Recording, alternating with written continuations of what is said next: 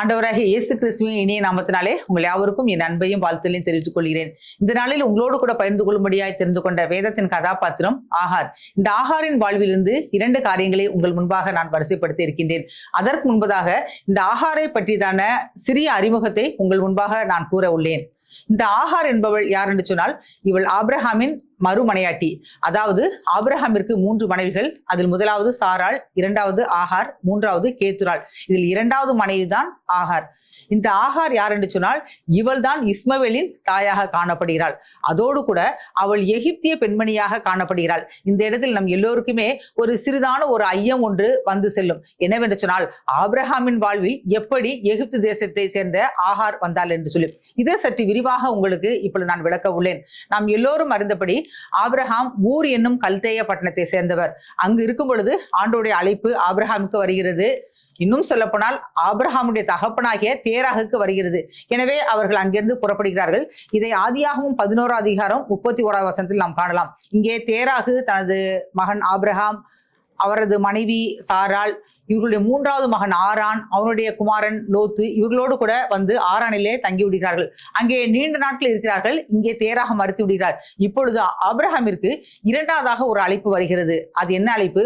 நீ உன் இனத்தையும் உன் ஜனத்தையும் உன் தேசத்தையும் விட்டு நான் காண்பிக்கும் தேசத்துக்கு போ என்று சொல்லி ஆபிரகாம் ஆண்டவருடைய சத்தத்தை கேட்டு ஆரானை விட்டு புறப்படும் பொழுது அவருக்கு வயது 75. ஆபிரகாம் தன் மனைவியாகிய சாராயையும் தன் சகோதரனுடைய குமாரனாகிய லோத்தையும் தாங்கள் சம்பாதித்திருந்த தங்கள் சம்பத்தை எல்லாவற்றையும் ஆரானிலே சகோதரித்த ஜனங்களையும் கூட்டிக் கொண்டு அவர்கள் கானான் தேசத்துக்கு புறப்பட்டு போய் கானான் தேசத்திலே சேர்ந்தார்கள் என்று சொல்லி இந்த இடத்தில் தாங்கள் சம்பாதித்த சம்பத்தை எல்லாம் என்று மாத்திரமல்ல, ஆரானிலே சகோதரித்த ஜனங்களையும் என்று சொல்லி, சகோதரித்தல் என்று சொன்னால் அவர்களுக்கு சொந்தமாக்கி கொள்ளுதல். அன்றைய நாளில் இவ்வாறாக ஒரு வழக்கம் இருந்தது. அவர்கள் யுத்தம் செய்து ஜனங்களை தங்களுக்கு சொந்தமாக வைத்துக் கொள்வார்கள். அடுத்ததாக பணம் கொடுத்து ஜனங்களை தங்களுக்கு சொந்த ஜனங்களாக வைத்துக் கொள்வார்கள். உதாரணமாக வேலைக்காரர்கள், அடிமைகள் போன்றவர்களை பணத்தின் மூலமாக அவர்கள் தங்களுக்கு சொந்தமாக்கி கொள்வார்கள். அப்படி என்று சொன்னால் இந்த குழுவில் தான் ஆகார் இருந்தாளா என்று சொன்னால் இல்லை. அப்படி என்றால் எங்கேதான் அவள் சேர்ந்தாள் என்று சொல்லீர்கள் சொன்னால், நாம் தொடர்ந்து இந்த வேத வசனத்தை படிப்போம் என்று சொன்னால் 12:7 கர்த்தர் ஆபிரகாமுக்கு தரிசனமாகி உன் சந்ததிக்கு இந்த தேசத்தை கொடுப்பேன் என்றார். அப்பொழுது அவன் தனக்கு தரிசனமான கர்த்தருக்கு அங்கே ஒரு பலிபீடத்தை கட்டினார். இப்பொழுது இவர்கள் ஆண்டோடைய வார்த்தை கீழ்ப்படிந்து கானானுக்குள் வந்து விட்டார்கள். இவர் இப்பொழுது கானானிலே நின்று கொண்டிருக்கிறார் என்று சொன்னால் அங்கே வாழ்ந்து கொண்டிருக்கிறார். அப்பொழுது ஆண்டவர் ஆபிரகாமை பார்த்து இவ்வாறாக கூறுகிறார், நீ நிற்கிற இந்த பூமியை உனக்கு பின்வரும் சந்ததிக்கு நான் கொடுப்பேன் என்கிறார். அவர் நிற்பது வேறு எங்கும் அல்ல, கானான் தான். அப்படி என்று சொன்னால் இந்த கானான் தானே அவர் பின்வரும் சந்ததிக்கு வாக்கு பண்ணினது. ஏன் இப்பொழுதே இவர்கள் இங்கேயே நிரந்தரமாக தங்கிவிடலாமே என்று சொல்லி கூட நமக்குள்ளாய் ஒரு எண்ணம் வரும். ஆனால் ஆண்டவர் பின் சந்ததிக்கு அவர் வாக்கு பண்ணியுள்ளார். அந்த பின் சந்ததி கானானுக்கு பிரவேசிக்கும் பொழுது அந்த கானான் எப்படி இருக்கும் என்று சொன்னால், அது பாலும் தேனும் ஓடக்கூடிய ஒரு நிறைவான பலன் தரக்கூடிய ஒரு தேசமாக இருக்கும் என்று சொல்லி அதற்கு ஒரு உதாரணத்தை சொல்ல வேண்டும் என்று சொன்னால், உதாரணமாக இவ்வாறாக சொல்வார்கள், ஒரு பானை சோற்றுக்கு ஒரு சோர் பதம் என்று சொல்லி. அதே போல ஒரு உதாரணத்தை உங்கள் முன்பாக நான் நிறுத்த இருக்கின்றேன். அது என்னவென்று சொன்னால், அங்கே உள்ள திராட்சை கொலையை 2 ஆண்கள் ஒரு கட்டையில் வைத்து அவர்கள் சுமந்து கொண்டு வருவார்களாம். அப்படி என்று சொன்னால் அந்த தேசத்தின் திரட்சி, அதனுடைய வளமை, கொழுமை, செழுமை எவ்வாறாக இருந்திருக்கும் என்று சொல்லி நம்மால் அறிந்து கொள்ள முடிகிறது. இந்த வளமை, கொழுமை, செழுமை எல்லாம் யாருக்கு என்று சொன்னால் ஆபிரகாமின் பின் சந்ததிக்கு. இப்பொழுது அவர் நிற்கக்கூடிய இடம் அவ்வாறாக இல்லை. அது எப்படி இருந்தது சொன்னால், சராசரியாக ஒரு தேசம் எப்படி இருக்குமோ அப்படித்தான் இருந்தது. அதோடு கூட இப்பொழுது அந்த தேசத்திலே பஞ்சமும் உண்டாயிற்று. இதை நாம் பார்ப்போம் என்று சொன்னால் ஆதியாகமம் 12 அதிகாரம் 10வது வசனத்தில், அத்தேசத்திலே பஞ்சம் உண்டாயிற்று, தேசத்திலே பஞ்சம் கொடிதாய் இருந்தபடியால் ஆபிரகாம் எகிப்து தேசத்திலே தங்கும்படி அவ்விடத்துக்கு போனான். நம்ம எல்லோருக்குமே தெரியும், உலகத்தில் எந்த ஒரு காரியத்தையும் தாங்கிக் கொள்ள முடியும், ஆனால் பஞ்சத்தை தாங்க முடியாது. ஒருவேளை நாம் சரித்திரத்தின் பக்கங்களை புரட்டுவோம் என்று சொன்னால் அதிகமான மனுக்குளம் எதில் மாண்டது என்று சொன்னால் அது பஞ்சத்தினால் தான். காரணம், பஞ்சம் என்றாலே அது உணவு பஞ்சம்தான். அதாவது உணவும் தண்ணீரும் சேர்ந்த பஞ்சத்தை தான் பஞ்சம் என்று கூறுவார்கள். நாம் எல்லோருக்குமே தெரியும், பஞ்சம் வந்தால் பசி வரும், பசி வந்தால் பிணி வரும், பிணி வந்தால் நோய் வரும், நோய் வந்தால் அதற்கு பின்பதாக மரணம் வரும். எனவே மனுக்குலம் மாண்டு போவதற்கு, குறிப்பாய் கொத்து கொத்தாய் மாழ்வதற்கு ஒரு முக்கியமான காரணம் என்னென்று சொன்னால் பஞ்சம். எனவே இந்த பஞ்சத்திலிருந்து தப்பி பிழைப்பதற்காக ஆபிரகாம் தன்னுடைய குழுவினரோடு கூட அவர்கள் எகிப்துக்கு செல்கிறார்கள். நாம் எல்லோரும் அறிந்தபடி எகிப்து என்பது செல்வ செழிப்போடு கூடிய ஒரு பெரிய நகரமாக காணப்பட்டது. எனவே ஆபிரகாம் அங்கே செல்கிறார். இப்பொழுது செல்லும் பொழுது சாரா எடுத்து இவ்வாறாக ஒரு காரியத்தை சொல்கிறார். நீ பார்வைக்கு மிகவும் அழகுள்ள ஸ்திரீ, எனவே நீ என் மனைவி என்று எகிப்தியர்கள் கண்டுகொண்டால் என்னை கொன்று போட்டு உன்னை எடுத்துக்கொள்வார்கள். எனவே உன்னை நீ என் சகோதரி என்று சொல்லி என்கிறார். அதற்கு இணங்கி சாராலும் அவ்வாறாக அவள் கூற சம்மதித்து விட்டாள். இங்கே தொடர்ந்து பார்ப்போம் என்று சொன்னால் ஆதியாகமம் 12ஆம் அதிகாரம் 14வது வசனத்தில், ஆபிரகாம் எகிப்திலே வந்தபோது எகிப்தியர் அந்த ஸ்திரீயை மிகுந்த அழகுள்ளவள் என்று கண்டார்கள். பார்வோனுடைய பிரபுக்களும் அவளை கண்டு பார்வோனுக்கு முன்பாக அவளை புகழ்ந்தார்கள். அப்பொழுது அந்த ஸ்திரீ பார்வோனுடைய அரண்மனைக்கு கொண்டு போகப்பட்டாள். இங்கே பார்க்கிறோம், ஆபிரகாம் எந்த காரியத்திற்காக பயந்தாரோ அந்த காரியம் நிகழ்ந்தே விட்டது. ஊரார் அவளை அழகுள்ள ஸ்திரீ என்று புகழ்கிறார்கள். அதோடு கூட அந்த பார்வோனுக்கு முன்பாக நிற்கக்கூடிய பிரபுக்களும் இந்த சாராளின் அழகை பார்வோனிடத்தில் புகழ்கிறார்கள். இப்பொழுது சாராளின் மேல் பார்வோனுக்கு ஒரு விருப்பம் வருகிறது. அவளை தன்னுடைய அரண்மனைக்கு கூட்டிக் கொண்டு செல்கிறான். இன்றைக்கு அநேக வாலிபர்கள் தங்களுடைய வாழ்க்கையை கெடுத்து போடுவதற்கு அவர்கள் காரணம் அல்ல, அவர்களோடு கூட பயணிக்கக்கூடிய ஒருவேளை நெருங்கிய உறவினர்களாக இருக்கலாம் அல்லது நண்பர்களாக இருக்கலாம். இவர்கள் எப்படி அவர்களை தவறான வழியில் அவர்கள் நடத்தி செல்வார்கள் என்று சொன்னால், அதற்கு உதாரணமாக ஒன்றை கூற விரும்புகிறேன். ஒரு இளம் வாலிப பெண்ணை எடுத்துக்கொள்வோம். அவள் எப்பொழுதும் ஒரே பாதையில் கல்லூரிக்கு சென்று கொண்டே இருப்பாள்.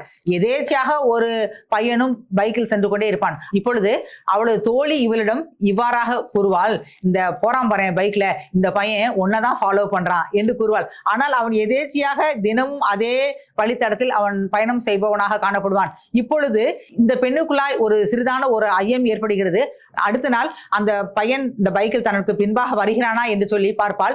அவன் எதேச்சியாக எப்பொழுதும் போல் அங்கே செல்வான். இப்பொழுது அவளுக்குள்ளாய் ஒரு எண்ணம் வரும், தன்னைத்தான் அவன் விரும்புகிறான், தன்னை பின்பற்றுகிறான் என்று சொல்லி தினமும் அவள் திரும்பி திரும்பி பார்ப்பாள்.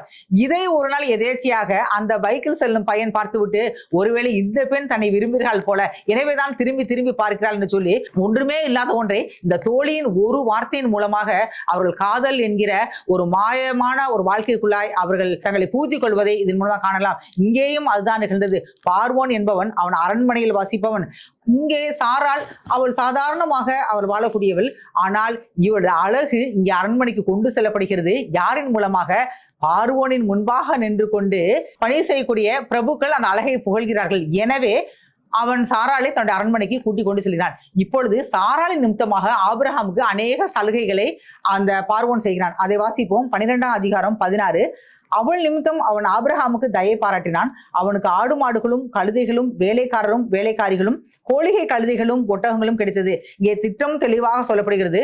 சாராளின் நிமித்தமாக மேலே கூறப்பட்டுள்ள அத்தனை வெகுமதிகளையும் பார்வோன் ஆபிரகாமுக்கு செய்கிறான். பின்பு தெரிய வருகிறது இந்த சாராள் ஆபிரகாமின் மனைவி என்று சொல்லி. உடனே அவர்களை அனுப்பி விடுகிறான். அனுப்பும் பொழுது பார்வோன் மிகுந்த கோபத்தோடு கூட கொடுத்துள்ள அத்தனை அந்த வெகுமதிகளையும் மறுபடியும் திருப்பி வாங்கி கொண்டு அவர்களை வெறும் கையாக அனுப்பிவிடவில்லை.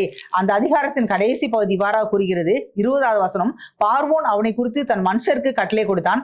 அவர்கள் அவனையும் அவன் மனைவியையும் அவனுக்கு உண்டான எல்லாவற்றையும் அனுப்பிவிட்டார்கள். எதையும் அவன் வாங்கி கொள்ளவில்லை.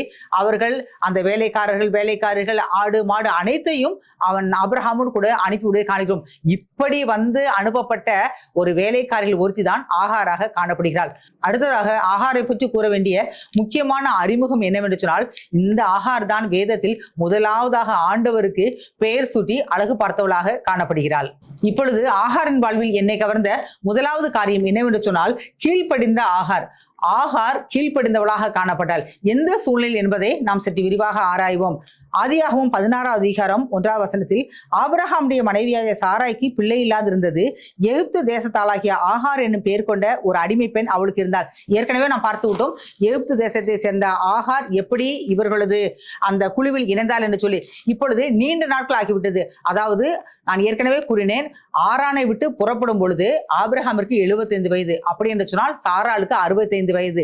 இவர்கள் கானானுக்கு வந்து 10 வருடம் ஆகிவிட்டது. அப்படி என்று சொன்னால் ஆபிரகாமிற்கு 85, சாராளுக்கு 75 வயது. 75 வயது ஆயும் இன்னும் பிள்ளை பெறவில்லை.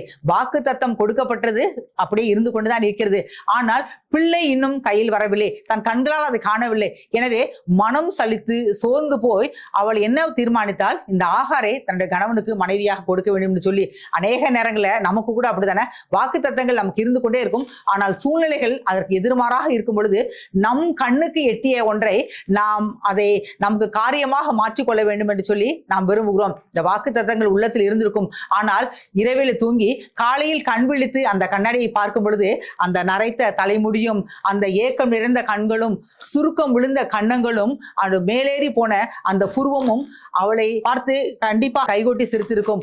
இன்னும் காத்திருக்கிறாயா, உனக்கு ஒரு பிள்ளை பிறக்கும் என்று சொல்லி. எனவே அவள் மனம் சலித்து போய் அவள் என்ன ஒரு காரியத்தை செய்தான்னு சொன்னால், மேலே வாசித்த அந்த பகுதியின்படியாய் தன்னுடைய அடிமை பெண்ணை தன் கணவனுக்கு மனைவியாக கொடுக்க அவள் விரும்பினாள். அப்படி சொல்லும் பொழுது தேவனுடைய வார்த்தை இவ்வாறாக கூறுகிறது, இவளால் தன் வீடு கட்டப்படும் என்று சொல்லி. இன்றைக்கு இதை கேட்கக்கூடிய யாராக இருந்தாலும் சரி, உங்கள் வாழ்க்கையை ஆண்டவர் உங்கள் மூலமாக தான் கட்டுவார். உங்கள் ஊழியத்தை உங்கள் மூலமாக தான் கட்டுவார். ஒருவேளை அப்படி கட்டக்கூடியதான சூழ்நிலை உங்கள் குடும்பத்திலோ ஊழியத்திலோ காணப்படாவிட்டால் அதற்காக இன்னொரு மாற்று வழியை நீங்கள் தெரிந்து கொள்ள வேண்டிய அவசியம் இல்லை. இங்கே சாராள் தெரிந்து கொண்டால், என்ன தெரிந்து கொண்டால், ஆகாரை தெரிந்து கொண்டால் அவளுக்கு ஒரு பிள்ளை பிறக்கும், இந்த பிள்ளையின் மூலமாக என் வம்சம் தலைக்கும் என்று சொல்லி ஆகாரை ஆபிரகாமுக்கு மனைவியாக கொடுக்கிறார். இந்த இடத்தில் நம் எல்லோருக்கும் ஒரு கேள்வி எழும். என்ன கேள்வி என்று சொன்னால், சரி, இவள் தான் சற்று விசுவாசத்தில் தள்ளாடி அவள் மறுமணத்திற்கு தன் கணவரை தூண்டுகிறாள் என்று சொல்லி. ஆனால் ஆபிரகாம் விசுவாசத்தில் வல்லவன் தானே, ஏன் அவன் இந்த திருமணத்திற்கு மறுப்பு சொல்லி இருக்க கூடாது என்று சொல்லி நாம் எல்லோரும் அறிந்தபடி அன்றைய காலத்தில் முதல் மனைவிக்கு பிள்ளை இல்லாவிட்டால் அவள் தனது வேலைக்காரிகளையோ அடிமைகளையோ அவள் தன் கணவனுக்கு மனைவியாக கொடுப்பாள். இவர்கள் மூலமாக பிறக்கும் பிள்ளை அந்த குடும்பத்தின் வம்சமாகவே காணப்படுகிறது. இதை நாம் யாக்கோபுடைய வாழ்வில் பார்க்கலாம். ராகேலும் லேயாலும் தங்களுடைய வேலைக்காரிகளை யாக்கோபிற்கு கொடுத்து பிள்ளை பெற்றுக் கொண்டதை நம்மால் அறிந்து கொள்ள முடிகிறது. எனவே இது அந்நாளைய வழக்கம். எனவே இதை ஆபிரகாம் பெரிதாக எண்ணவில்லை. சாராள் சொல்கிறாள், அவ்வளவுதான். இன்னும் சுருங்க சொன்னால் ஆபிரகாமை பொறுத்த வரைக்கும் கரும்பு தின்ன கூலியா என்பதுதான். இப்பொழுது ஆகாரை தன் மனைவியாக எடுத்துக்கொண்டான். தொடர்ந்து வாசிப்போம். ஆதியாகமம் 16 அதிகாரம் 4வது வசனத்தில், அவன் ஆகாரோடு சேர்ந்த போது அவள் கர்ப்பம் தரித்தாள். அவள் தான் கர்ப்பவதியானதை கண்டபோது தன் நாச்சியாரை அற்பமாக எண்ணினாள். இங்கே காணுகிறோம், அவள் ஆபிரகாமுக்கு மறுமனையாட்டியாக கொடுக்கப்படுகிறாள். இப்பொழுது அவள் கர்ப்பம் தரிக்கிறாள். கர்ப்பம் தரித்த உடனே அவளுக்குள்ள என்ன ஒரு தீமையான காரியம் ஏற்படுகிறது என்று சொன்னால், பெருமை. இந்த பெருமையின் இன்னொரு காரியம்தான் அற்பமாக எண்ணுதல். ஆண்டவர் அநேக காரியங்களை வெறுக்கிறார், அருவருக்கிறார். அதில் ஒன்று பெருமை. எனவேதான் வேதவசனம் இவ்வாறாக சொல்கிறது, பெருமையுள்ளவனுக்கு தேவன் எதிர்த்து நிற்கிறான்னு சொல்லி. எத்தனையோ காரியங்களை மனுக்குலம் பாவமாக எண்ணும். ஆனால் தேவன் எதிர்க்கக்கூடிய ஒரு காரியம் என்று சொன்னால் பெருமை. இந்த பெருமை தான் ஆகாருக்கு வந்தது. எனவே தனக்கு ஒரு அற்புதமான வாழ்க்கையை ஏற்படுத்தி கொடுத்த அந்த சாராளை அவள் அற்பமாக எண்ணினாள். உடனே தன்னுடைய காரியத்தை ஆபிரகாமிடத்தில் கொண்டு செல்கிறாள். உடனே ஆபிரகாம் அதற்கு என்ன செய்ய வேண்டும், உன் பார்வைக்கு நலமானதை செய் என்று சொல்லி சாராள் எடுத்து சொல்லி விடுகிறாள். சாராள் அவளை கடினமாக நடத்துகிறாள். எப்படி கடினம் என்று சொன்னால், சாராளை விட்டு ஆகார் ஓடி போகக்கூடிய அளவில் கடினமாக நடத்துகிறாள். இதை நாம் 16வது அதிகாரம் 6வது வசனத்தில் பார்க்கலாம். அப்பொழுது சாராய் அவளை கடினமாக நடத்தினபடியால் அவள் அவளை விட்டு ஓடி போனாள். இப்பொழுது தூதன் ஒருவர் ஓடி போகக்கூடிய அந்த அடிமை பெண்ணாகிய ஆகாரை சந்தித்து இவ்வாறாக கூறுகிறார். 8வது வசனத்தில், சாராயின் அடிமை பெண்ணாகிய ஆகாரே, எங்கே இருந்து வருகிறாய், எங்கே போகிறாய் என்று கேட்டார். இந்த இடத்தில் ஒரு நகைச்சுவையான ஒரு காரியம் உண்டு. இங்கே தெளிவாக அந்த தேவதூதன் என்ன சொல்கிறான்னு சொன்னால், சாராயின் அடிமை பெண்ணாகிய என்று சொல்லி. இந்த இடத்தில் ஆபிரகாமின் மனைவியாகிய ஆகாரை என்று கூறவில்லை. எப்பொழுதுமே நம்முடைய தகுதி என்ன என்பதை உணர்வதற்காக ஆண்டவர் அடிக்கடி நம்மை சில காரியங்களை நினைப்பூட்டி கொண்டே இருப்பார். இங்கே ஆகாருக்கு என்ன காரியத்தை நினைப்பூட்டுகிறார் என்று சொன்னால், நீ ஆபிரகாமின் மனைவியா இருந்தாலும் நீ சாராளுக்கு அடிமைதான் என்பதை இங்கே கூறுவதை காணுகிறோம். சொல்லிவிட்டு இவ்வாறாக சொல்கிறாள். அவள் பேரையும் சொல்கிறார், ஆகாரே, எங்கே இருந்து வருகிறாய்? இது ஆண்டவருக்கு தெரியும் அல்லவா? எங்கே போகிறார்? ஒருவேளை நமக்கு தான் தெரியாது நாளை என்ன நடக்கும், அடுத்த வருடம் என்ன நடக்கும், இன்னும் 10 ஆண்டுகள் கழித்து என்ன நடக்கும் என்று சொல்லி. ஆனால் அண்ட சராசரத்தை உருவாக்கின ஆண்டவருக்கு அனைத்துமே தெரியும். இவள் எங்கே போகிறாள் என்று சொல்லி ஆண்டவர் தெரியும். இருந்தாலும் அவள் வாய்மொழியாகவே அவள் கேட்கிறதை காணுகிறோம். அடுத்ததாக அதற்கு அவள் என்ன பதில் சொல்கிறாள் என்று பார்த்தால், நான் என் நாச்சியாராய சாராயை விட்டு ஓடி போகிறேன் என்றாள். இந்த இடத்தில் அவள் பொய்யுரைக்கவில்லை.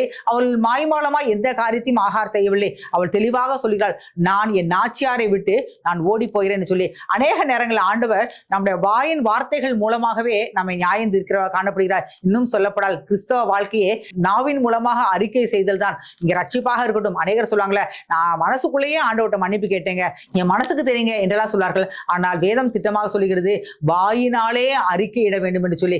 இங்கே கூட ஆண்டவர் ஆகாருடைய காரியங்களை அவள் வாயின் மூலமாகவே அவள் அறிக்கையிட அவர் பணிக்கின்றார். இவளும் அந்த இடத்தில் எந்த ஒரு பொய்யையும் கூறாதபடிக்கு உண்மை கூறாள். நான் நாச்சியார் இடத்திலிருந்து ஓடி போகிறேன்னு சொல்லி நாம் 6வது வசனத்தின் பிற்பதில் ஓடி போனால் என்று பார்க்கிறோம், 8வது கடைசியிலும் ஓடி போகிறேன் என்று காண்கிறோம். அப்ப இந்த 2 காரியங்களுமே அது பொருந்துவதாக காணப்படுகிறது.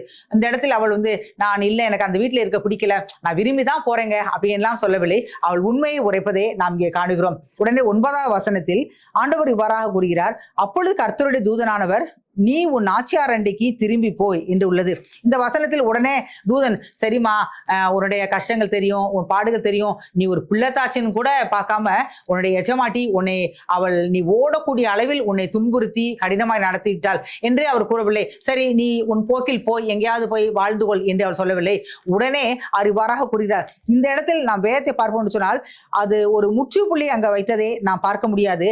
அந்த இடத்தில் பார்க்கிறோம், நீ உன் நாச்சியார் அண்டைக்கு திரும்பி போய், ஒரு கமா தான் போட்டிருக்கார், நீ திரும்பி போய் என்ன செய்யணுமா, அவள் கையின் கீழ் அடங்கீர் என்கிறார். இது முற்றிலும் ஒரு வித்தியாசமான காரியமா இருக்கிறது. அவள் கடினமாய் நடத்தினபடினால் தான் ஓடி போகிறாள். இப்படி ஓடி போனவளை மறுபடியும் திரும்பி போய் அதே நாச்சியாரனின் கையின் கீழாக அடங்கீரு என்கிறார். இதுதான் தேவனுடைய திட்டமாய் காணப்படுகிறது. அடங்கி இருக்கும் பொழுது ஆசீர்வாதம் நமக்கு கிடைக்கும் என்பதற்கு ஒரு ஆதாரமாக ஆகாரின் வாழ்வை நம்மால் இங்கே காண முடிகிறது. இப்படி போய் நீ அடங்கி இருக்கும் பொழுது உனக்கு என்னென்ன ஆசீர்வாதங்களை தருவேன் என்று சொல்லி ஆண்டவர் கூறுகிறார். 10வது வசனத்திலே, பின்னும் கர்த்தருடைய தூதனானவர் அவளை நோக்கி, உன் சந்ததியை மிகவும் பெருக பண்ணுவேன், அது பெருகி எண்ணே முடியாததா இருக்கும் என்கிறார். நீ என் வார்த்தைக்கு கீழ்ப்படிந்து மறுபடியும் போய் அங்கே நீ அமைதலா இரு என்று சொல்லவில்லை, நீ அடங்கி இரு என்று சொல்கிறார். இந்த வார்த்தை இன்றைக்கு நமக்கு நேராக வந்து கொண்டிருக்கிறது. ஒருவேளை இந்த செய்தியை கேட்டுக்கொண்டிருக்கிற நீங்கள் யாரா இருந்தாலும் சரி, சில வேளையில் நினைப்பார்கள், இந்த கணவனோடு இனி வாழ முடியாது, இந்த மனைவியோடு, இந்த பிள்ளைகளோடு, இந்த மாமியாரோடு, இந்த மாமனாரோடு, இந்த தலைமை ஆசிரியரோடு அல்லது தொழில் செய்வோம் என்று சொன்னால் இந்த முதலாளியோடு கூட நம்மால் வாழ முடியாது. இன்னும் ஒருபடி மேலே போய் சொல்வார்கள், இந்த போதர் கீழெல்லாம் என்னால் விசுவாசியா இருக்க முடியாது, மிகவும் கடினமாய் நடத்துகிறார் என்றெல்லாம் சொல்லுவேன் சொன்னால் உங்களோடு கூட தான் ஆண்டவர் இன்றைக்கு பேசிக் கொண்டிருக்கிறார். நீங்கள் இருக்கிற இடத்தை விட்டு நீங்கள் ஓடி போக வேண்டாம், நீங்க அங்கே இருங்கள், அமைதலா இல்ல, நீங்கள் அடங்கி இருக்கும் பொழுது ஏற்ற காலத்தில் உங்களை உயர்த்துவார் என்பதற்கு இந்த ஆகார் ஒரு சாட்சியாக காணப்படுகிறாள். 11வது வசனத்தில், பின்னும் கர்த்தருடைய தூதனானவர் அவளை நோக்கி, நீ கர்ப்பவதியாய் இருக்கிறாய், ஒரு குமாரனை பெறுவாய், கர்த்தர் உன் அங்கலாய்ப்பை கேட்டபடியால் அவனுக்கு இஸ்மவேல் என்று பெயரிடுவாயாக. இந்த இடத்தில் தேவதூதன் இவ்வாறாக கூறுகிறார், கர்த்தர் உன் அங்கலாய்ப்பை கேட்டார், கேட்டுட்டு என்ன சொல்வாரு, உனக்கு ஒரு குமாரனை கொடுப்பா. இந்த இடத்தில் கர்த்தருடைய தூதன் இவ்வாறாக கூறுகிறார், நீ கர்ப்பவதியா இருக்கிறாய், உனக்கு ஒரு குமாரன் பிறக்கும், உனக்கு மகள் அல்ல ஒரு மகன் பிறப்பான், கர்த்தர் உன் அங்கலாய்ப்பை கேட்டபடினால் அந்த பிள்ளைக்கு இஸ்மவேல் என்று பெயரிடுவாய் என்று சொல்லி. இனிமேல் நாம் எங்கேயாவது செல்லும் பொழுது இஸ்மவேல் அல்லது இஸ்மாயில் என்கிற அந்த பெயர் பலகையை பார்ப்போம் என்று சொன்னால் நம் மனக்கண்களுக்கு முன்பாக எது வர வேண்டும் என்று சொன்னால் ஆண்டவர் ஆகாரின் அங்கலாய்ப்பை கேட்டார் என்று சொல்லி. அநேகருக்கு இந்த இஸ்மவேல் என்கிற பெயரின் விளக்கம் ஒருவேளை இந்நாள் வரை தெரியாமல் இருந்திருக்கலாம். தேவன் ஆகாரின் அங்கலாய்ப்பை கேட்டார் என்பதே இதன் விளக்கமாக காணப்படுகிறது. ஆண்டவர் எந்த ஒரு மனுக்குலத்தின் அங்கலாய்ப்பை கேட்டார், ஒருவேளை எஜமாட்டியின் மன கிளேசத்தை மாத்திரமல்ல, அடிமையின் கிளேசத்தையும் அடிமையின் அங்கலாய்ப்பையும் கேட்பார் என்பதற்கு ஆதாரமாகத்தான் இந்த வார்த்தை இந்த வேதத்தில் எழுதப்பட்டுள்ளது. அநேக நேரங்கள் நம்ம சொல்லல, ஈசாக்கிற்கு தான் ஆண்டவர் பெயரிட்டார், ஈசாக்கிற்கு மாத்திரமல்ல இஸ்மவேலுக்கு பெயரிட்டதும் ஆண்டவர் தான் என்பதை இந்த வார்த்தைகள் மூலமாக நாம் அறிந்து கொள்ளலாம். இந்த தூதனுடைய வார்த்தையை கேட்ட பின்பு ஆகார் ஆண்டவருக்கு ஒரு காரியத்தை செய்கிறாள். 16-13 அப்பொழுது அவள், என்னை காண்பவரை நானும் இவ்விடத்தில் கண்டேன் அல்லவா என்று சொல்லி தன்னோடு பேசின கர்த்தருக்கு நீர் என்னை காண்கிற தேவன் என்று பெயரிட்டார். இந்த இடத்தில் ஒரு சிறப்பான செய்தியை ஆகார் செய்வதை காணுகிறோம். அது என்னவென்று சொன்னால், என்னை காண்பவரை நானும் இவ்விடத்தில் கண்டேன் என்று சொல்லி. அநேக நேரங்கள் நம்ம நினைச்சுக்கொள்ள, நான் தனியா இருக்கேன், நான் அழுது கொண்டிருக்கேன், நான் அங்கலாய்ப்போடு இருக்கிறேன், ஆனால் என்னை காணக்கூடிய கண்கள் இந்த பூமியில் இல்லை என்று சொல்லி. ஒருவேளை நீங்கள் காணக்கூடிய கண்கள் இந்த பூமியில் உங்களை சுற்றி இல்லாமல் இருக்கலாம். உன்னதத்திலிருந்து ஒரு ஆண்டவர் உங்களை கண்ணோக்கி கொண்டே இருக்கிறார். இந்த கண்ணோக்கின தேவனை தான் ஆகார் கண்டுகொண்டு ஆண்டவருக்கு பெயர் சூட்டுகிறாள். இந்த பெயர் சுட்டுதல் என்பது ஒரு எளிதான காரியம் அல்ல. அது உள்ளத்தின் நிறைவினால் அவள் தன்னுடைய நன்றி அறிதலையோ, தன் மகிழ்வையோ, தன்னுடைய எதிர்காலத்தின் நம்பிக்கையோ ஒன்றாக கூட்டி சேர்த்து ஆண்டவருக்கு ஒரு பெயரை சுட்டுகிறாள். அது என்ன என்று சொன்னால் எல்ரோஹி. அநேக நேரங்கள் நாம இந்த துதி நேரங்களில் பாடுகிறோம், எல்ரோஹி என்று பாடுகிறோம், நாம் ஆராதனை செய்கிறோம். ஆனால் பொருள் தெரியாமலே பாடிக்கொண்டிருக்கிறோம். அதனுடைய உண்மையான பொருள் என்னன்னு சொன்னால், என்னை காண்பவரை நானும் எங்கே கண்டேன் என்று சொல்லி. ஒரு சிறப்பான காரியத்தை ஆகார் இந்த இடத்தில் செய்தாள் என்பதை நம்மால் மறக்க முடியாது. இப்படியாக பெயர் சூட்டி விட்டு அவள் அந்த இடத்திலே இருந்து விடவில்லை. அவள் அந்த கர்த்தருடைய தூதனுடைய வார்த்தைக்கு கீழ்ப்படிந்து மறுபடியும் திரும்பி போய் தன் நாச்சியாரின் கீழ் அடங்கி இருந்தாள் என்பதை வேதத்தின் வாயிலாக நாம் அறிந்து கொள்ள முடியுது. இப்பேற்பட்ட ஒரு கடினமான சூழ்நிலை தான், மறுபடியும் திரும்பி போய் அடங்கி இருக்க முடியாத சூழ்நிலையா இருந்தாலும் கர்த்தரின் வார்த்தைக்கு அவள் கீழ்ப்படிந்தபடினால் முதலாவதாக ஆகாரில் என்னை கவர்ந்தது கீழ்ப்படுதல் உள்ள ஆகார் என்று சொல்லி, இரண்டாவதாக ஆகாரில் என்னை கவர்ந்த காரியம் என்னவென்று சொன்னால் ஆசீர்வதிக்கப்பட்ட ஆகார். ஆகார் எப்படியாக ஆசீர்வதிக்கப்பட்டாள் என்று சொல்லி சற்று விரிவாக ஆராய்வோம். ஆண்டவர் ஏற்கனவே சாராளுக்கும் ஆபிரகாமுக்கும் வாக்கு பண்ணியுள்ளார், உங்களுக்கு பிள்ளை கொடுப்பேன் என்று சொல்லி. அந்த பிள்ளை பிறந்தாயிற்று. இதை ஆதியாகமம் 21 அதிகாரம் முழுவதும் பார்க்கும் பொழுது நம்மால் அறிந்து கொள்ள முடியும். அவர்கள் 2ஆம் வசனத்திலே ஆபிரகாம் முதிர்வதா இருக்கையில் சாராள் கர்ப்பவதியாகி தேவன் குறித்திருந்த காலத்திலே அவனுக்கு ஒரு குமாரனை பெற்றாள். அடுத்த வசனத்தில் ஈசாக் என்று பெற்றான் பார்ப்போம். 4வது வசனத்தில் விருத்த சேதனம் போன்ற காரியங்கள் நடக்கிறது. தன் குமாரனை ஈசாக்கு பிறந்த போது ஆபிரகாம் 100 வயதான் இருந்தான் என்று சொல்லி 5வது வசனத்தில் பார்க்கிறோம். இஸ்மவேல் பிறக்கும் பொழுது ஆபிரகாமின் வயது 86, ஈசாக்கு பிறக்கும் பொழுது 100 வயது. அப்படின்னு சொன்னால் இஸ்மவேலுக்கும் ஈசாக்கிற்கும் 14 ஆண்டுகள் வித்தியாசம் உள்ளது. பிள்ளைகள் இருவரும் ஒரே வீட்டில் வளர்ந்து கொண்டே வருகிறார்கள், 14 வருட வித்தியாசத்தில். இங்கே 21ஆம் அதிகாரம் 9ஆம் வசனத்தில் பின்பு எகிப்து தேசத்தாலாகிய ஆகார் ஆபிரகாமுக்கு பெற்ற குமாரன் பரியாசம் பண்ணுகிறதே சாராள் கண்டு என்று உள்ளது. இந்த இடத்தில் இஸ்மவேல் ஈசாக்கை பரியாசம் பண்ணுகிறது சாராள் காணுகிறாள். பரியாசம் என்று சொன்னால் அதற்கு முன்பாக உள்ள வசனத்தில் உள்ளது பால் மறந்த பின்பு என்று சொல்லி. நமக்கு எல்லாருக்கும் தெரியும், சில பிள்ளைகள் 1 வருடத்தில், சிலர் 1.5 வருடத்தில் பால் மறப்பார்கள். எப்படியோ 8 வயதில் ஈசாக்கு நடக்க துவங்கி இருப்பான். இப்பொழுது 1 வருடமோ 1.5 வருடமோ 2 ஆண்டுகளோ நமக்கு தெரியாது. ஆனால் அதை கடந்த ஒரு சிறுவனாக அவன் காணப்படுகிறான். ஆனால் இஸ்மவேல் 14 வயதை கடந்த அவன் ஒருவேளை 16, 17, 18 வயதில் இருந்திருக்கலாம். ஏனென்றால் இவருடைய வயது வித்தியாசம் 14 வருட வயது வித்தியாசத்தில் காணப்படுகிறது. இப்பொழுது இஸ்மவேல் இந்த சிறு பிள்ளையாகிய ஈசாக்கை அவன் பரியாசம் பண்ணுகிறதை காணுகிறோம். பரியாசம் என்று சொன்ன உடனே வாயின் வார்த்தையை மாத்திரம் நாம் எண்ணக்கூடாது, அது செய்கையாகவும் காணப்படலாம். ஒருவேளை ஈசாக்கு தொட்டிலில் படுத்திருப்பான்னு சொன்னால் வேகமாக அந்த தொட்டியை ஆட்டி விட்டு ஓடி போயிருப்பான். அல்லது ஏதாவது உணவு பண்டத்தை சாப்பிட்டு கொண்டிருந்தால் அதை பிடுங்கி இருக்கலாம், அல்லது தட்டி விட்டு இருக்கலாம். சில நேரங்களில் அவன் அமைதியாக அமர்ந்திருக்கும் பொழுது பின்பதாக கொட்டி விட்டு ஓடி போய் ஒளிந்திருக்கலாம். ஏதோ ஒரு காரியத்தை அவன் ஈசாக்கிற்கு செய்வதை சாராள் பார்த்திருக்கிறாள். உடனே சாராள் ஆபிரகாம் இடத்தில் வருகிறாள். இதை 21:10 பார்க்கலாம். ஆபிரகாமை நோக்கி, இந்த அடிமை பெண்ணையும் அவள் மகனையும் புறம்பே தள்ளும், இந்த அடிமை பெண்ணின் மகன் என் குமாரனாகிய ஈசாக்கோடு சுதந்திரவாளியாய் இருப்பதிலே என்கிறாள். உடனே சாராள் ஆபிரகாம் இடத்தில் இந்த காரியத்தை சொல்கிறாள், அவர்களை புறம்பே தள்ளும் என்று சொல்லி. நம்ம எல்லோருக்குமே ஒரு காரியம் வரும், ஒரு ஏளனம் பண்ணினப்படினால் ஒரு நாள் பண்ணதுக்காக அவங்களை காலம் பூரா தள்ளி வைக்கணுமா என்று சொன்னால் நிச்சயமாக இது ஒரு நாள் நடந்திருக்க வாய்ப்பில்லை. ஒருவேளை இது சில நாட்களாக நடந்து கொண்டே இருக்கும். இந்த காரியத்து நிமித்தமாக தன்னுடைய மகன் ஈசாக்கோடு அவன் சுதந்திரவாளியாய் இருந்தால் பிரச்சனை வரும் என்பதை அறிந்து சாராள் இந்த காரியத்தை ஆபிரகாமிடத்தில் சொல்லி அவர்களை புறம்பே தள்ளும் என்கிறாள். புறம்பே தள்ளும் என்று சொன்னால் அவர்கள் கண்காணாமல் எங்கேயாவது போய்விட வேண்டும் என்று சொல்லி அவள் ஒருவேளை இவ்வாறாக கூறியிருக்கலாம், நம்ம இடத்துல 10 வீடு இருக்கு, இதுல ஒரு வீட்டுல அவங்க இருந்துட்டு போகட்டும், அல்லது நம்ம மேல் மாடியில ஒரு ரூம் இருக்கு, அங்க அவங்க இருந்துட்டு போகட்டும் என்றெல்லாம் அவன் சொல்லவில்லை. இவர்களை புறம்பே தள்ளும் என்கிறார். அதாவது இனிமேல் ஈசாக்கோடு கூட இஸ்மவேல் இருக்கவே கூடாது. ஒரு வார்த்தையை திட்டமும் தெளிவுமாக சொல்கிறாள், சுதந்திரவாளி இருப்பது என்று சொல்லி. காரணம், சுதந்திரத்தை ஆண்டவர் யாருக்கு கொடுத்திருக்கிறார் சொன்னால் ஈசாக்கிற்கு தான். இந்த காரியத்தை நினைப்பூட்டி ஆபிரகாம் இடத்தில் சாராள் சொல்வதை காணுகிறோம். உடனே இந்த காரியத்தை கேட்ட ஆபிரகாம் என்ன செய்தான்னு சொன்னால் 21:11 தன் மகனை குறித்து சொல்லப்பட்ட இந்த காரியம் ஆபிரகாமுக்கு மிகவும் துக்கமாய் இருந்தது. எந்த தகப்பனுக்குங்க இந்த காரியம் மகிழ்ச்சியா இருந்திருக்கும்? தன் கண் முன்பாய் வளர்ந்து நிற்கக்கூடிய அந்த வாலிபனாகிய இஸ்மவேலை தன்னுடைய மனைவியாக சாராள் இப்பொழுது புறம்பே தள்ள சொல்கிறாள். அநேக நேரங்களில் நாம் நினைத்துக் கொள்கிறோம், வேதத்தின் கதாபாத்திரங்களுக்கு எக்ஸ்ட்ராடினரியா ஒரு ஸ்ட்ரென்த் இருக்கும், அவர்களுக்கு எல்லாம் வித்தியாசமாக இருக்கும். அப்நார்மலான காரியங்கள்லாம் ஏன் அவங்க லைஃப்ல நடக்கிறதுனா அதுக்கு ஏதாவது ஒண்ணு இருக்குங்க என்பார்கள். சில போதர்கள் என்னிடம் இவ்வாறாக கூறுகிறார்கள், அது யோபுவாக இருக்கட்டும், தாவீதாக இருக்கட்டும், இன்னும் பாடுகளின் பள்ளத்தாக்கிலே சென்ற எந்த வேதத்தின் கதாபாத்திரமாக இருக்கட்டும், அவர்களுக்கெல்லாம் வித்தியாசமா ஏதாவது ஒண்ணு இருக்குங்க, இல்லாட்டி எப்படி அந்த பாதைகளை அவர்கள் கடப்பார்கள்னு சொல்லி. ஆனால் வேதமோ, இன்றைக்கு நாம் வாழ்ந்து கொண்டிருக்கிற இந்த புதிய ஏற்பாட்டின் விசுவாசிகளோ தேவனுடைய பார்வைக்கு முன் நாம் எல்லோரும் சமமாக தான் இருக்கிறோம். அனைத்துமே எல்லோருக்கும் ஒன்றாகவே கொடுக்கப்படுகிறது. இங்கே ஆபிரகாம் விசுவாசிகளின் தகப்பனாய் இருந்தாலும் அவன் நம்மை போலவே பாடல ஒரு மனுஷனாக காணப்படுகிறான். ஒரு தகப்பனுடைய இருதயம் எப்படி இருக்குமோ அதே போன்ற இருதயம் தான் விசுவாசிகளின் தகப்பனாகிய ஆபிரகாமுக்கும் இருந்தது. நாம் எல்லோரும் அறிந்தபடி ஈசாக்கு வாக்கு பண்ணின பிள்ளையாய் இருந்தாலும் ஆபிரகாமுக்கு பிறந்த முதல் பிள்ளை இஸ்மவேல் தான். இதை யாரும் மறுக்க முடியாது.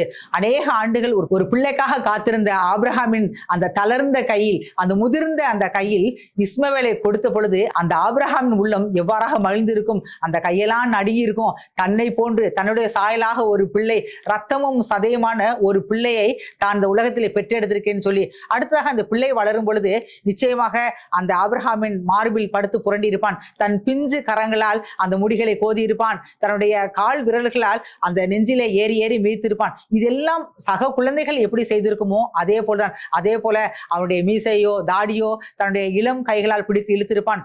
ஆபிரகாமின் முகத்தை எல்லாம் தன்னுடைய எச்சிலால் நனைத்திருப்பான். இத்தனை இன்பங்கள் சுகத்தை கொடுத்த அந்த இஸ்மவேல் இப்பொழுது குழந்தையாக மாத்திரமல்ல, அவன் சிறுவனாக மாறி இப்பொழுது வாலிபனாய் அவன் அரும்பு மீசையோடு கூட நின்று கொண்டிருக்கிறான். இந்த பிள்ளையைத்தான் சாரால் தன்னை விட்டு அகற்றும்படி கூறுகிறாள். அப்படி என்று சொன்னால் அந்த தகப்பனின் உள்ளம் எந்த அளவுக்கு கலங்கி இருக்கும், துக்கத்தோடு கூட இருக்கும் என்பதை நம்மால் அறிந்து கொள்ள முடிகிறது. ஏனோ தெரியவில்லை, இன்றைக்கு தாயை கொண்டாடக்கூடிய அளவில் தகப்பனை யாரும் கொண்டாடுவதில்லை. ஒரு அன்புக்கு ஒரு அடையாளமாக கூற வேண்டும் சொன்னால் உடனே தாயைத்தான் சொல்வார்கள். எங்க அம்மா போல இல்லைங்க.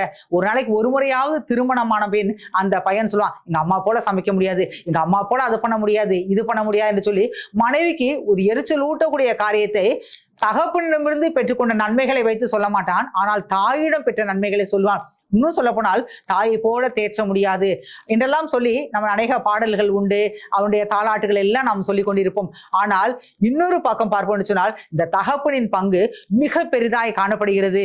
இந்த தாய் 10 மாதம் மாத்திரமே சுமப்பாள். ஆனால் எஞ்சி உள்ள வாழ்நாள் முழுவதும் அந்த பிள்ளை, அது ஆண் பிள்ளையோ பெண் பிள்ளையோ, சுமப்பது யார் என்று சொன்னால் தகப்பன் தான். ஆனால் இந்த தகப்பனுடைய வழிகளையும் வேதனைகளையும் அவரது அன்பையும் அநேக நேரங்களில் நாம் மறந்து விடுகிறோம். காரணம், தாய் படபட என்று பேசி விடுவாள் அல்லது தன்னுடைய கண்ணீர் துளிகள் மூலமாக பிள்ளைகளை வசப்படுத்தி விடுவார். ஆனால் தகப்பன் அவர் தன் இருதயத்தை கடினப்படுத்திக் கொள்வார். கண்ணீர் வரும், ஆனால் கலங்காமல் இருப்பது போல் இருப்பார். ஒரு தகப்பன் ஒருவன் கலங்கிவிட்டால் மொத்த குடும்பமும் கலங்கிவிடும். அப்பேற்பட்ட ஒரு ஆள் தத்துவத்தை தான் ஆண்டவர் இந்த ஆண் மகனுக்கு, குறிப்பாய் தகப்பனுக்கு கொடுத்துள்ளார். அந்த தகப்பனுடைய அநேக காரியங்களை இன்றைக்கு நாம் மறந்து விடுகிறோம் அல்லது மறுத்து விடுகிறோம். அம்மாவை பெரிதாக கொண்டாடக்கூடிய நாம் தகப்பனை பெரிதாக கொண்டாட மாட்டோம். ஆனால் நம் படிப்பிற்காகவும் நம் எதிர்காலத்துக்காகவும் தன்னுடைய ரத்தத்தை வேர்வையாக சிந்தி அது பாடுபடக்கூடிய நபர் யாருன்னு சொன்னால் நிச்சயமாக தாயை காட்டிலும் ஒரு தகப்பனாக தான் காணப்படுவார். அவர் தன்னுடைய அன்பை வெளிக்காட்ட முடியாவிட்டாலும் தன் உழைப்பின் மூலமாக அந்த குடும்பத்தை நல்ல நிலையில் வைப்பதன் மூலமாக தன்னுடைய அன்பை அவர் வெளிப்படுத்தி கொண்டே இருப்பார். இன்னும் சொல்ல வேண்டும் என்று சொன்னால் ஆண்டவருடைய குணங்கள் கூட அப்படித்தான் காணப்படுகிறது.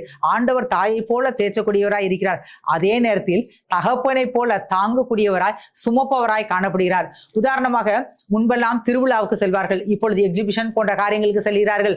நம்முடைய பிள்ளைகள் மிகவும் சிறு பிள்ளைகளாக இருப்பார்கள். அவர்களுக்கு தூரத்தில் உள்ளது எந்த காரியமும் அவர்கள் தெரியாது. எனவே தகப்பன் என்ன செய்வார் என்று சொன்னால், அந்த பிள்ளைகளும் தாயிடத்தில் போய் என்னை தூக்கு என்று சொல்லாது, தகப்பனிடத்தில் போய் என்னை தூக்கி காட்டுங்கப்பா என்று சொல்லும். உடனே தகப்பன் என்ன செய்வார், தன்னுடைய தோள்களில் அந்த பிள்ளையை அமர்த்துக் கொள்வார். ஒருவேளை அவருக்கு 2 பிள்ளைகள் இருக்கும் என்று சொன்னால் 2 பிள்ளைகளையும் தோள் மேல் வைத்து அந்த காட்சிகளை பிள்ளைகள் காணும்படி அந்த தகப்பனுக்கு வேதனைகளும் வழிகளும் இருந்தாலும் அந்த பிள்ளையை தாங்கி கொண்டே இருப்பார்.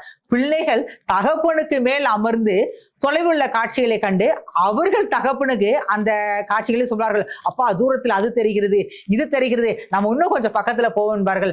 இது இவருக்கு தெரியாத காரணம், அவரது கண் பார்வை அவர்களுக்கு கீழாகத்தான் உள்ளது. ஆனால் எந்த தகப்பனும் தன்னை காட்டிலும் மேலான ஒரு காட்சியை தன் பிள்ளைகள் கண்டு கழிக்கிறார்கள் என்று சொல்லி பொறாமைப்பட மாட்டார். தன் பிள்ளைகள் மகிழ்வதையே தன் மகிழ்ச்சியாக ஏற்றுக்கொள்வார். நிறைய பெற்றோர்கள் எங்க இடத்துல சொல்ல கேட்டிருக்கிறேன், நாங்கள் சரியாக படிக்கவில்லை, எங்கள் பிள்ளைகள் படிக்க வேண்டும், நான் இந்த உயர் பதவியை அடைய வேண்டும் என்று சொல்லி நினைத்தேன், என்னால முடியல, என் பிள்ளைகள் இந்த உயர் பதவியை அடைந்திருக்கிறார்கள் சொல்லி அவர்கள் மகிழ்வதை காணுகிறோம். எனவே எந்த ஒரு தகப்பனும் தன் பிள்ளைகளை பார்த்து அவர்கள் உயர்வை பார்த்து அவர்கள் பொறாமைப்பட மாட்டார்கள். இவையெல்லாம் எதை காண்பிக்கிறது என்று சொன்னால் தகப்பனின் இருதயத்தை காண்பிக்கிறது. இந்த இருதயம் ஆபிரகாமுக்கு இல்லை என்று நினைக்கிறீர்களா? அவரும் உங்களை போல் என்னை போல் ரத்தமும் சதையுமான ஒரு தகப்பனாக காணப்படுகிறார். இப்பொழுது அவருக்கு முன்பாக ஒரு பெரிதான ஒரு சவால் நிற்கிறது. என்ன சவால்? இந்த ஆகாரையும் இஸ்மவேலையும் தங்களை விட்டு அகற்ற வேண்டும் என்று சொல்லி. உடனே இந்த இடத்தில் என்ன நிகழ்கிறது சொல்லி பார்ப்போம் என்று சொன்னால் 21:11, அப்பொழுது தேவன் ஆபிரகாமை நோக்கி, அந்த பிள்ளையையும் உன் அடிமை பெண்ணையும் குறித்து சொல்லப்பட்டது உனக்கு துக்கமாய் இருக்க வேண்டாம், ஈசாக்கின் இடத்தில் உன் சந்ததி விளங்கும், ஆதலால் சாரால் உனக்கு சொல்வது எல்லாவற்றையும் கேள் என்கிறார். அநேக நேரங்கள் நம்ம நினைத்துக் கொள்கிறோம்ல, ஆண்டவர் இந்தந்த காரியங்களா இடப்பட மாட்டார் என்று சொல்லி. ஆனால் ஆண்டவர் நம் வாழ்வில் இருப்பார் என்று சொன்னால் சிறிய பெரிய அத்தனை காரியங்களிலுமே அவருடைய தலையிடுதல் இருக்கும் என்பதை இங்கே காணுகிறோம். இங்கே ஆண்டவர் இடைப்படுகிறார். என்ன சொல்கிறார்? ஈசாக்கினிடத்தில் உன் சந்ததி விளங்கும் என்று சொல்லிவிட்டு சாராள் உனக்கு என்ன சொல்லுகிறாளோ அதன்படி செய்கிறார். உடனே அந்த வார்த்தைக்கு அப்படியே கீழ்ப்படிந்து 21:14 ஆபிரகாம் அதிகாலையில் எழுந்து அப்பத்தையும் ஒரு துருத்தி தண்ணீரையும் எடுத்து ஆகாருடைய தோளின் மேல் வைத்து பிள்ளையையும் ஒப்பு கொடுத்து அவளை அனுப்பிவிட்டான். அவள் புறப்பட்டு போய் பெயர்சபாவின் வனாந்திரத்திலே அலைந்திருந்தாள். இப்பொழுது அவர்கள் புறப்பட்டு விட்டார்கள். அவர்கள் பெயர்சபாவின் வனாந்திரத்திலே அலைந்து திரிகிறார்கள்.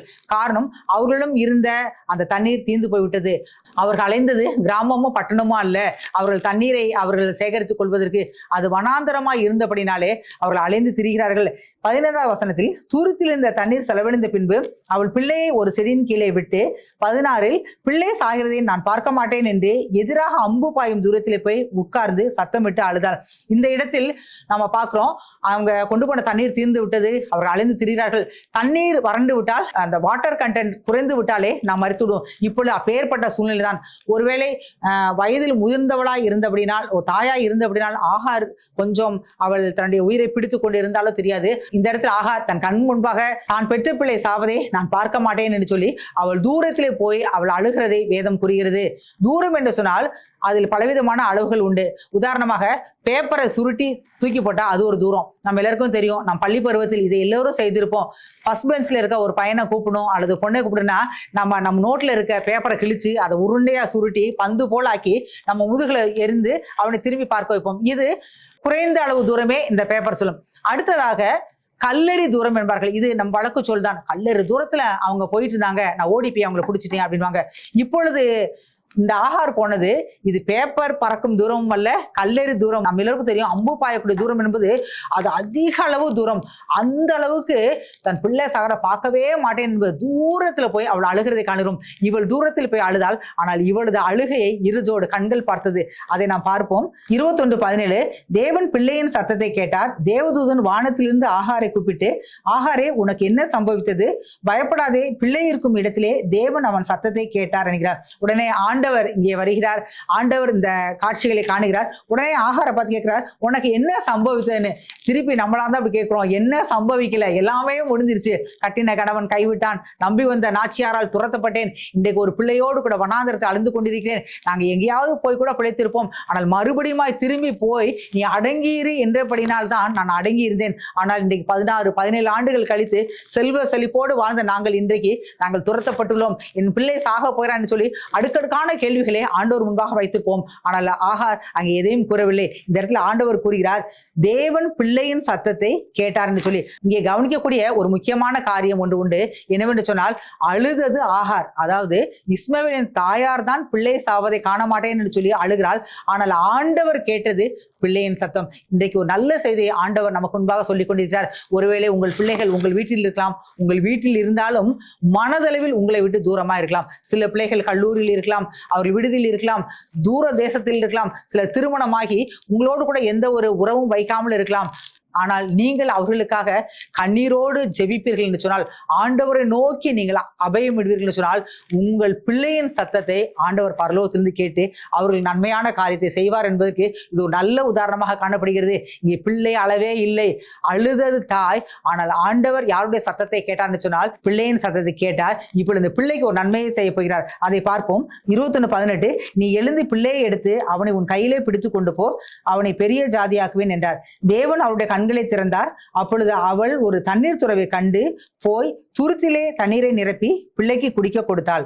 20 தேவன் பிள்ளையுடனே இருந்தார். இங்கே ஆண்டவர் ஆகாரின் கண்களை திறக்கிறார். ஒரு துறவை கண்டு அங்கே உள்ள தண்ணீரை குடித்து இருவரும் பிழைத்துக் கொள்கிறார்கள். 20வது வசனத்தின் முன்பகுதியில் தேவன் பிள்ளையுடனே இருந்தார்னு சொல்லி நாம் பார்க்கிறோம். இது எதனால் நிகழ்ந்தது சொன்னால், அவள் ஆண்டோடைய வார்த்தைக்கு கீழ்ப்படிந்தபடினால் இப்படியாக ஆசீர்வதிக்கப்பட்டார். என்னங்க ஆசீர்வாதம் நடந்துன்னு சொன்னால், முதலாவதாக உயிர் பிழைத்து இருப்பதுதான் ஆசீர்வாதம். இன்னைக்கு அநேகம் நினைச்சுக்கிறாங்களே, நான் அதை படிக்கணும்னு நினைச்சேன், படிக்க முடியல, இந்த வேலைக்கு போகணும்னு நினைச்சேன், வேலைக்கு போல, அல்லது இவரை திருமணம் பண்ணணும்னு நினைச்சேன், திருமணம் நடக்கல, அல்லது இந்த காரியங்களை என் வாழ்க்கையில நான் பெறணும்னு நினைச்சேன், அதெல்லாம் இல்லைன்னு நினைக்கிறாங்க. ஆனால் ஒன்றை மாத்திரம் நினைத்துக் கொள்ளுங்கள், இன்றைக்கு நீங்கள் ஜீவனோடு கூட இருப்பதே மிகவும் பெரிதான காரியமாய் காணப்படுகிறது. ஒவ்வொரு நாளும் நம் வாட்ஸ்அப்பை நம்ம திறப்பம் எடுச்சோனால் அநேகர் மறுத்து கொண்டே இருக்கிறார்கள், ஆனால் நாம் பிழைத்துக் கொண்டே இருக்கிறோம். இன்றைக்கும் ஜீவனுள்ள ஒரு தேசத்திலே இருக்கிறோம். இங்கே அவளுக்கு கிடைத்த ஒரு பெரிதான நன்மை என்று சொன்னால், அவளுக்கு மாத்திரமல்ல, அவள் எந்த பிள்ளை செத்துவிடும் என்று சொல்லி அவள் தூரத்தில் போய் அழுதாலோ அந்த பிள்ளை பிழைத்திருக்கிறது. இந்த ஒரு ஆசீர்வாதத்தை முதலாக ஜீவனோடு கூட இந்த பூமியில் இருக்கக்கூடிய ஒரு ஆசீர்வாதத்தை ஆண்டவர் கொடுத்தார். அது மாத்திரமல்ல, ஏற்கனவே ஆண்டவர் அவளுக்கு வாக்கு பண்ணின அத்தனை ஆசீர்வாதங்களையும் கொடுத்தார். இங்கே ஆண்டவர் வாக்கு பண்ணினவர் அந்த வாக்குத்தத்தை அவர் நிறைவேற்ற வல்லவராய் இருக்கிறதை ஆகாரின் வாழ்க்கையிலே ஆண்டவர் செய்ததை காணுகிறோம். பின்னாட்களிலே அந்த இஸ்மவேலுடைய சந்ததியை ஆண்டவர் ஆசீர்வதிக்கிறார். ஆண்டவர் எப்படி பெருக பண்ணுவேன் என்று சொன்னாரோ அதே போல பெருக பண்ணுகிறார். அவர்களுடைய ஜாதியிலே பிரபுக்கள் தோன்றுவதை காணுகிறோம். அது மாத்திரமல்ல, அவர்களுக்கு இயற்கைக்கு அப்பாற்பட்ட ஒரு ஆசீர்வாதங்களையும் ஆண்டவர் கொடுப்பதை காணுகிறோம். அதோடு கூட நின்று விடவில்லை. அன்றைக்கு அவள் கர்ப்பிணியா இருக்கும் பொழுது என்னென்ன ஆசீர்வாதங்களை ஆண்டவர் வாக்கு பண்ணினாரோ அத்தனை ஆசீர்வாதங்களை இஸ்மவேலுக்கும் அவன் சந்ததிக்கும் இந்நாள் வரைக்கும் ஆண்டவர் கொடுத்திருப்பதை நாம் கண்கூடாக கண்டு கொண்டிருக்கிறோம். அதுல 16 ஆண்டவர் சொல்கிறார், உன் சந்ததியை மிகவும் பெருக பண்ணுவேன் என்று சொல்லி. அதே போல அவர்கள் பெருகி இருக்கிறார்கள். அது மாத்திரமல்ல, அது எண்ணி முடியாதா இருக்கும் என்று சொல்லி அது எண்ணி முடியாதா காணப்படுகிறது. ஒருவேளை இன்றைக்கு இந்த இஸ்மவேலர்கள் அவர்கள் முகமதியர்களாக முஸ்லிம்ஸாக அவர்கள் மாறிவிட்டாலும் ஆண்டவர் ஆகாருக்கு பண்ணின அந்த வாக்கை அவர் மறக்கவே இல்லை. அவர்களை ஆசீர்வதித்துக் கொண்டிருக்கிறார், இன்னமும் ஆசீர்வதிப்பார். உடனே நம்ம எல்லோருக்கும் ஒரு கேள்வியிலும், ஆகார் முகமதிய பெண்ணா என்று சொன்னால் ஆகார் முகமதிய பெண் அல்ல. ஆபிரகாமும் சாராலும் ஆராய்த்து வந்த அந்த ஏகோவா தேவனை தான் அவள் சொந்த தெய்வமாக வைத்திருந்தாள். அவருக்கு தான் நீர் என்னை காண்கிற தேவன் என்று பெயரிட்டால், அவளுக்கு தான் ஆண்டவர் தன்னுடைய கண்களை திறந்து துறவை காண்பித்தார். இது எல்லாமே அந்த ஏகோவா தேவனை அவள் வழிபட்டபடினாலே, அவரை தன் சொந்த தெய்வமாக வைத்திருந்தபடினால் கிடைத்த ஆசீர்வாதங்கள். ஆனால் பின்னாளிலே இந்த இஸ்மவேலின் சந்ததியர் அவர்கள் முகமதியர்களாக மாறிவிட்டார்கள். அவர்கள் இயேசுவை தங்கள் சொந்த தெய்வமாக ஏற்றுக்கொள்ளவில்லை. ஆனால் தேவனை அவர்கள் இந்நாள் வரைக்கும் தேவனாக தான் கருதுகிறார்கள். அது எப்படி என்று சொன்னால், நாம் ஏகோவா தேவன் என்று சொல்வோம், அவர்கள் அவரை அல்லாஹ் என்கிறார்கள். நாம் ஆபிரகாம் என்போம், அவர்கள் இப்ராஹிம் என்பார்கள். நாம் மரியாள் என்போம், அவர்கள் மிரியம் என்பார்கள். இப்படி பெயர்களில் சில வித்தியாசங்கள் உண்டு. ஆனால் அவர்கள் இயேசுவை தங்கள் சொந்த தெய்வமாக ஏற்றுக்கொள்ளவில்லை. அவர்கள் முகமது நபியை முன்னிறுத்தி அவர் தங்கள் இறை நம்பிக்கை வேறு விதமாக காண்பித்துக் கொண்டிருக்கிறார்கள். ஆனால் ஆண்டவர் ஆகாருக்கு என்ன வாக்கு பண்ணினாரோ அதை அவருடைய சந்ததிகளாகிய முகமதியர்களுக்கு இன்றைக்கு வரைக்கும் செய்து கொண்டிருக்கிறார். இந்த முகமதியர்கள் இன்றைக்கு உலகமெங்கும் பரவி இருக்கிறார்கள். குறிப்பாக மிடில் ஈஸ்ட் என்று சொல்லக்கூடிய அந்த பகுதியில் அவர்கள் தேசமாக காணப்படுகிறார்கள். அவர்கள் மிகுந்த செல்வ செழிப்போடு கூட வாழ்ந்து கொண்டிருக்கிறார்கள். காரணம், ஆண்டவர் அவர்களை ஆசீர்வதிப்பேன் என்று சொல்லி அவர் வாக்கு பண்ணினார். அந்த வாக்கு தத்தத்தில் இன்றைக்கு வரைக்கும் உண்மையுள்ளவராக காணப்படுகிறார். உதாரணமாக நம்ம ஊரில் மண்ணை தோண்டுவோம் என்று சொன்னால் மண்ணு வந்து கொண்டே இருக்கும். குறிப்பிட்ட ஆழத்துக்கு முன்பாக தண்ணீர் வரும். ஆனால் இந்த அரபு நாடுகளில் அவர்கள் மண்ணை தோண்டினால் தண்ணீர் அல்ல, பெட்ரோலும் டீசலும் வரும். எத்தனை வித்தியாசம் பாருங்களேன். நம்ம ஊர்ல ஒரு மினரல் வாட்டர் வாங்க வேண்டும் என்று சொன்னால் அது 20 ரூபாய். ஆனால் இந்த டீசலும் பெட்ரோலும் 120 ரூபாய் கடந்து இன்றைக்கு போய்கொண்டே இருக்கிறது. நீங்க நினைத்து பாருங்கள், இவையெல்லாம் ஒரு பானை சோற்றுக்கு ஒரு சோர் பதம் என்கிற விதத்தில் தான் இந்த இஸ்மவேலர்கள் ஆசீர்வதிக்கப்பட்டு கொண்டிருக்கிறார்கள். எனவே அவர்கள் இறை நம்பிக்கை சரியா என்று சொன்னால் அதை நான் சரி என்று சொல்லவில்லை. அன்றைக்கும் இன்றைக்கும் ஏகோவாதான், அதாவது தேவன் தான் நம்முடைய தேவன். ஆனால் இன்றைக்கு புதிய ஏற்பாட்டின் பக்கத்தில் இயேசுவை நம் சொந்த தெய்வமாக ஏற்றுக்கொண்டால் தான் பரலோகத்திற்கு போக முடியும் என்பதில் எந்த விதமான சந்தேகம் இல்லை. ஆனால் ஆகாரின் வாழ்விலிருந்து நாம் இன்றைக்கு கற்றுக்கொள்ளக்கூடிய 2 காரியங்கள், அவள் கீழ்ப்படிந்தவளாக காணப்பட்டால், கடினமான சூழ்நிலையிலும் அவள் கீழ்ப்படிந்தாள். இன்றைக்கு ஆண்டவர் நம்மோடு கூட பேசிக் கொண்டிருக்கிறார். என்னால் இந்த சூழ்நிலையிலிருந்து ஓடாமல் இருக்கவே முடியாது என்று சொல்லி யாராவது நினைப்பு என்று சொன்னால், நீங்கள் ஓடக்கூடாது, நீங்கள் அடங்கி இருக்க வேண்டும். அப்பொழுதுதான் இரண்டாவதாக ஆகார் பெற்றுக்கொண்ட ஆசீர்வாதங்களை நம்மால் பெற்றுக்கொள்ள முடியும். ஆண்டவர் கீழ்ப்படிய சொன்னால் நாம் கீழ்ப்படிய வேண்டும், அடங்கி இருக்க சொன்னால் அடங்கி இருக்க வேண்டும். அப்பொழுது ஆகார் பெற்றுக்கொண்ட ஆசீர்வாதத்தை நாமளும் பெற்றுக்கொள்ளலாம். இந்த ஆகாரின் ஆசீர்வாதம் என்பது அவளது குமாரனாகி இஸ்மவேலோடு நின்று விடவில்லை, இன்றைக்கும் தொடர்ந்து நடந்து கொண்டே இருக்கிறது. இது எப்பொழுது வரும் என்று சொன்னால், இந்த உலகத்தின் முடிவு வரையிலும் ஆண்டவர் தம்முடைய வாக்கில் உண்மையிலவராக காணப்படுகிறார். ஒருவேளை இந்த செய்தியை கேட்டுக்கொண்டிருக்கிற நீங்கள் யாராக இருந்தாலும் சரி, உங்களுடைய வாழ்க்கையில் அநேக நேரங்களில் தேவனுடைய வாக்கு தத்தம் உங்கள் முன்பாக கடந்து வந்திருக்கும். ஒருவேளை அது நிறைவேறாது போல இருக்கும், நிச்சயமாக நிறைவேறும். ஏனென்று சொன்னால் ஆண்டவர் தம் வாக்கில் உண்மையிலவராக காணப்படுகிறார். அது மாத்திரமல்ல, நாம் ஆராதிக்கக்கூடிய ஆண்டவர் அவர் வார்த்தையானவராக காணப்படுகிறார். எனவே அந்த வார்த்தையின்படியே நாம் வாழும் பொழுது ஆகாரை ஆசீர்வதித்த தேவன், அவளது சந்ததியை ஆசீர்வதித்த தேவன் நம்மையும் ஆசீர்வதித்து நம்முடைய சந்ததியும் ஆசீர்வதித்து பெருக பண்ண அவர் வல்லமையுடைய தேவனாக காணப்படுகிறார். எனவே நாமும் அந்த வார்த்தைக்கு கீழ்ப்படுவோம். கர்த்தர் தரும் பெரிதான ஆசீர்வாதங்களை பெற்று அனுபவிப்போம். கர்த்தர் தாமே இந்த வார்த்தைகளை நமக்கு ஆசீர்வாதமாக மாற்றி தருவாராக. ஆமேன்.